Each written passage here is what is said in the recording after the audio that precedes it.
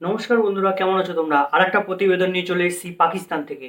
পাকিস্তানে একটা ঘটনা ঘটেছে। পাকিস্তানের একটা জায়গাতে ট্রেনে একটা ফিদায়িন অ্যাটাক হয়েছে, যেখানে প্রচুর মানুষ মারা গেছে। এটা কারা করেছে? প্রথমত, এটা যারা করেছে তারা হচ্ছে বেলুচিস্তান লিবারেশন আর্মি। আমরা জানি বিগত কত বছর ধরে, 2-3 বছর ধরে পাকিস্তানে বেলুচিস্তানের ওপর যে সমস্ত লেভেলের অত্যাচার পাকিস্তানি আর্মি, পাকিস্তানের গভর্নমেন্ট মিলে করে, তার এগেনস্টেই কিন্তু বেলুচিস্তান পাকিস্তানের ওপর এরমভাবে হামলা করে। আচ্ছা, যখন 1947 সালে আমাদের দেশ এবং পাকিস্তান আলাদা হয়েছিল, বেলুচিস্তান কিন্তু এমন একটা প্রভিন্স ছিল যেটাকে মোহাম্মদ আলী জিন্নাহ ছলে বলে কৌশলে পাকিস্তানের একটা হিস্সা করেছিল। এই কারণে ওখানকার লোকেদের মধ্যে কিন্তু একটা আনরেস্ট হয়েছে। এমনও হয়েছে, বেলুচিস্তানের পুরো জেনারেশন খতম করার জন্য পাকিস্তান ওখানে মুহিম চালায়। বেলুচিস্তানের যে রিসোর্সেস রয়েছে, সেই রিসোর্সেসগুলোকে কাজে লাগিয়ে পাঞ্জাব এবং অন্যান্য জায়গা, বেশিরভাগ পাঞ্জাবটাকেই ডেভেলপ করে পাকিস্তান। যেমন আমি মনে করতে পারি, যদি আমাদের দেশে ওয়েস্ট বেঙ্গল একটা রাজ্য, বিহার একটা রাজ্য, তারপরে উত্তরপ্রদেশ একটা রাজ্য, এক একটা রাজ্যের এক একটা রকম মানে জিনিস পাওয়া যায়, এক এক রকম উৎপাদন আছে। যেমন আমরা জানি যে আমাদের যে ওয়েস্ট বেঙ্গল রাজ্য, এই রাজ্যে রাইস থেকে শুরু করে, চা থেকে শুরু করে, এবং বিভিন্ন যে তোমার ডেয়ারি প্রোডাক্টস থেকে শুরু করে, এগুলো কিন্তু আমাদের রাজ্যে কিন্তু হেভি লেভেলের প্রোডাকশন হয়। আর উত্তরপ্রদেশ বলো, বিহার বলো, এবং মধ্যপ্রদেশ বলো, মহারাষ্ট্র বলো, এখানে কিন্তু বেশিরভাগ ইন্ডাস্ট্রিয়াল এলাকা, আমরা জানি।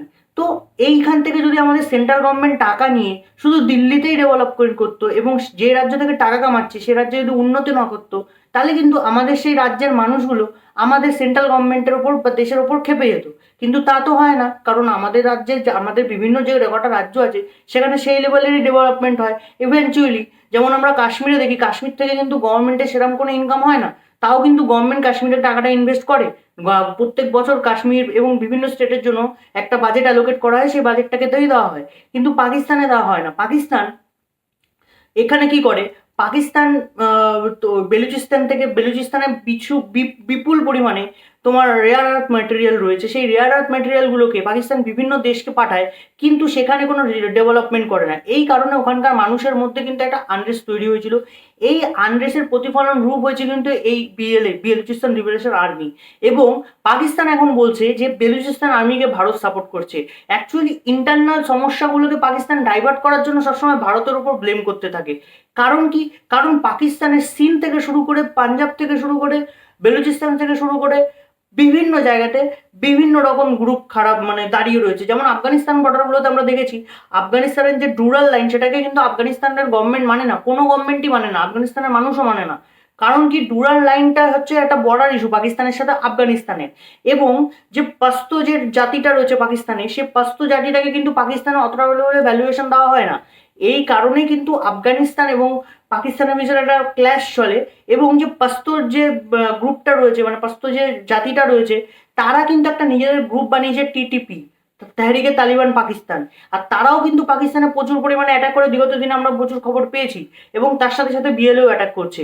আর এই অ্যাটাকগুলোকে কনভার্ট করে দিচ্ছে পাকিস্তান ইন্টারন্যাশনাল মিডিয়া এবং তাদের মানুষের কাছে, যে এটা ভারত করাচ্ছে, ভারত আমাদের এই গ্রুপগুলোকে ফান্ডিং করে এগুলো করাচ্ছে। অ্যাকচুয়ালি কি তাই? অ্যাকচুয়ালি কিন্তু তা। কারণ পাকিস্তানের ইন্টারনাল প্রবলেম আছে। সে যদি সেই রাজ্যগুলোর রিসোর্সেস নিয়ে নিজে শুধু পাঞ্জাব রাজ্যটাকে ডেভেলপমেন্ট করে, আর বিভিন্ন যে রাজ্যগুলো রয়েছে ওগুলোকে যদি ছেলেখেলার মতন ছেড়ে দেয়, তো সেখানকার মানুষ কেন মেনে নেবে? এটা তো বুঝতে হবে। আর এই ন্যারেটিভগুলোকে সাপোর্ট করা করছে এই বাংলাদেশি টার্কিশ অ্যাকাউন্টগুলো। কারণ বাংলাদেশ তো পাকিস্তানের একাত্তরে হওয়া বীজ। যে রাজাকারগুলো ছিল তারা তো এখন বড় হয়ে গেছে। তো সেই কারণেই কিন্তু আজকে এই দুটো দেশের কিন্তু এই অবস্থা হচ্ছে। এরা নিজেদের মেন্টালিটিটাকে এখনো পর্যন্ত স্টেবল করতে পারেনি, যে কোনটা ঠিক কোনটা ভুল। ঠিক ভুল যদি বুঝতে পারতো, তাহলে এরা কোনোদিনও নিজেদের স্বার্থটা ভাবতো, নিজেদেরটা ভাবতো। এরা নিজেদেরটা ভাবে না, শুধু ভাবে যে ভারতের এত বড় কেন জমি, আমাদের এত ছোট কেন জমি, ভারতে কেন হিন্দু থাকে, ভারতে কেন সবাই এরমভাবে একসাথে থাকে, আমাদের দেশে কেন থাকতে পারে না? তোমাদের দেশে তোমরা সেই রকম রাস্তা করনি বলে সেখানকার মানুষ থাকতে পারে না। তোমাদের যদি মস্তিষ্কে থাকে যে আমাদের ধর্ম সেরা, অন্যান্য ধর্মের যারা লোক আছে তাদেরকে আমরা মেরে ফেলবো, তো এই সমস্ত মেন্টালিটি হলে অন্য ধর্মের মানুষ তো মানবে না। এই হচ্ছে কি ব্যাপার। তো যাই হোক, তোমাদের ব্যাপারটা বুঝিয়ে দিলাম। পাকিস্তানের এখন অবস্থা খুবই খারাপ, ওখানে ইন্টারনাল পলিটিক্স খুবই খারাপ।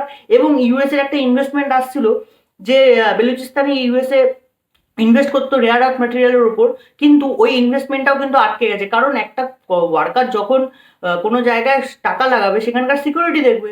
তো সিকিউরিটি যদি ভালো না হয় তাহলে সেখানকার শ্রমিকরা কী করে কাজ করবে, ওখানে কোম্পানি কী করে স্ট্যাবলিশ হবে।